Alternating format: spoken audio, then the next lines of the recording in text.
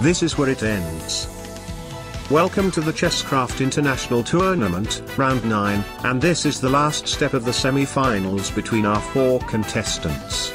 On the previous round, Ancient Space Aliens and Cargill got a draw and A1HQ2C1 against Martiarist. But for their last game, they're gonna play on this 9th board called Black Root, directly coming from Chesscraft Adventure Mode, so this is a board that all the players know very well. But this board is so complicated that the games might be tense today. I hope you're ready.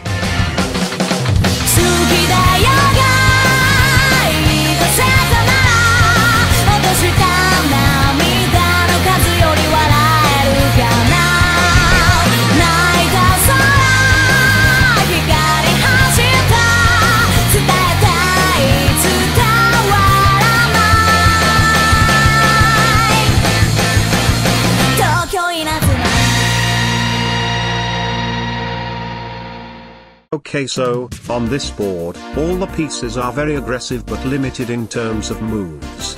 You'll find 2 beholders and 2 unicorns that were already used on round 4 and round 5 if you're not familiar with. We also have 2 manticores that move like a king but capture like a queen and a knight forward. The Medusa also moves like a king but captures like a queen in all directions, and prevent nearby enemy pieces from moving. Very strong. Each player has 8 Cerberuses. These pieces act like pawns but capture like a king and a knight without en passant. This is so busted. These Cerberuses promote on the back rank to any piece on the board except the king. You now see how tense the board is, and believe me, this is easy to get a headache playing against a strong opponent. Let's review the first game, which opposed A1HQ2C against Martiarist. The game you're about to witness is pure violence from the start to the end. Really brutal. Cerberus to e4, Cerberus to f5, the butch defense. Cerberus to d4, Cerberus to e5, Cerberus to c3, Cerberus to c5, Cerberus to g4, Cerberus to g5, and Cerberus to b3. As you see, both players play very aggressively on the center of the board, and you have to count really well how much attackers and defenders each Cerberus has. Unicorn to c6, adding pressure other the d Cerberus. Cerberus to h5, counter-attacking on the f-file, Cerberus to b5, counter-attacking. However, this move is a big mistake because, as you see, the d Cerberus has 7 defenders for 7 attackers, while the f Cerberus only has 3 defenders for 4 attackers. So Cerberus captures, Cerberus recaptures, Cerberus recaptures, Cerberus recaptures, and Cerberus recaptures, and black is down the exchange with a bad position. But Cerberus captures c3 increased the problems because now the beholder is into the game.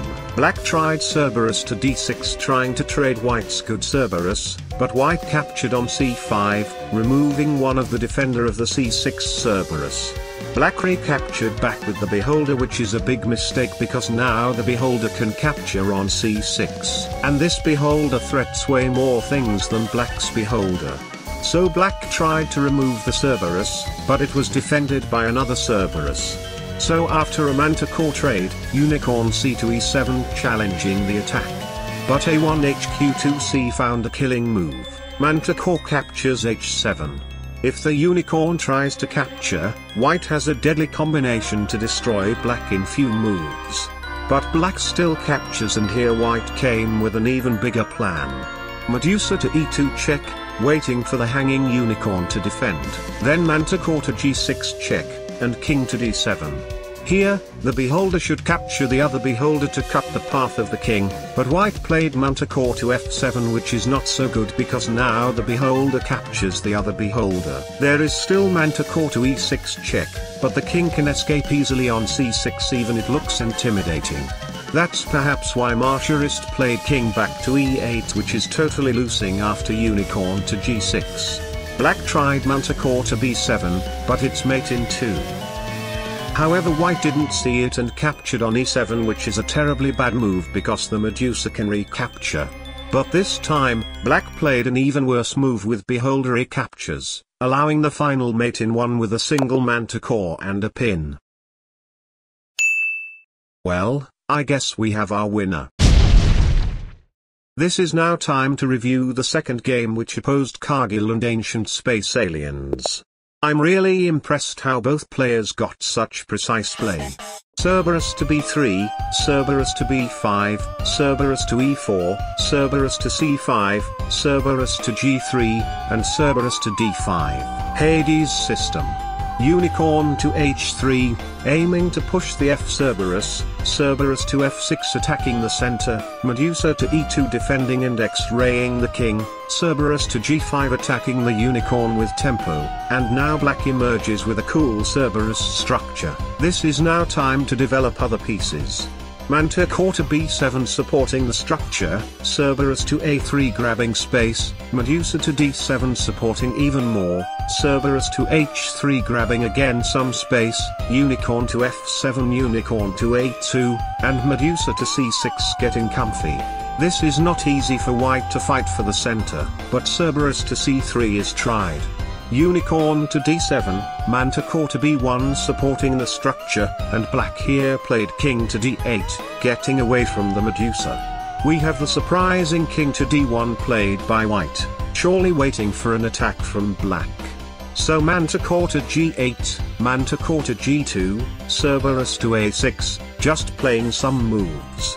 So Cargill decided to trade the e-Cerberus to avoid problems, and after Cerberus recaptures, black asks for a Medusa Manticore trade.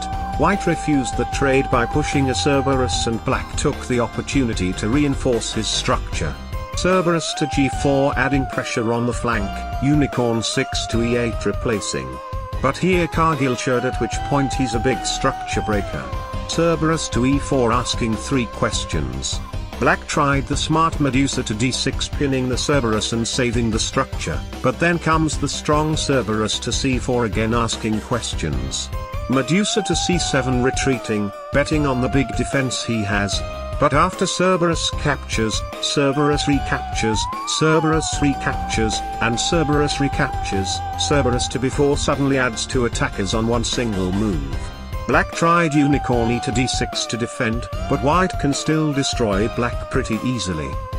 But white accepted the trade and suddenly lost his advantage, as after Medusa recaptures with check and king to e1, black can remove the disturbing Cerberus. Beholder recaptures was best, but white recaptured with the Unicorn, so Unicorn to c6 to trade. White didn't fell into the trap and played Unicorn to d2, asking for a Manticore trade that black accepted. Now that half of the board is cleared, Cerberus to h6 pushing on the other side. Unicorn to f2 defending, Cerberus to c6, and Medusa to d2, asking a lot of questions. But black defended both spots with the Manticore, so after Cerberus captures, Cerberus recaptures, Cerberus recaptures, Manticore to e7 check with tempo, Cerberus recaptures, Cerberus recaptures, and Cerberus recaptures. The games begins to smell a little drawish. Unicorn to b3 planning to attack the Medusa, king to c7 unpinning, and here comes an unexpected exchange, Manticore captures check, Beholder recaptures, Unicorn b to d4 preparing a fork, so Medusa to d5. Unicorn captures, king recaptures, Medusa to c3 check, Medusa to c5, and king to d2 unpinning. So here comes Manticore captures e2 check, Beholder recaptures, Medusa captures c3 check, Beholder recaptures, and here, the position gets now very calm, as there is no way from both players to make any progress because of the Beholder. After king to d7 and king to e3, both players agreed to a draw. And again, I guess we now have our second winner. So, this is now the end of this round 9 of the Chesscraft International Tournament. I hope you enjoyed it. There are now only 2 contestants left for the final of the tournament, and I think this is gonna be a very epic final. Stay tuned, bye.